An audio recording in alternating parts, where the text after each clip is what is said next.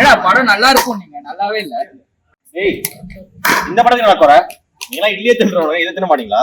காசு கீசா வாங்கிட்டு யாரும் நம்புறதே தெரியலடா. லட்சம் லட்சம் லட்சம்.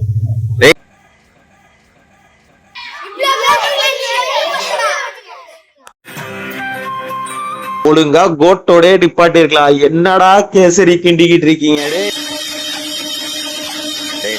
உங்க மாதிரி ஆடியன்ஸோட எக்ஸ்பெக்டேஷன்ஸ்லாம் படம் எடுக்க முடியாது. அவன் ஃபேன்ஸ் இருக்கிறான்டா.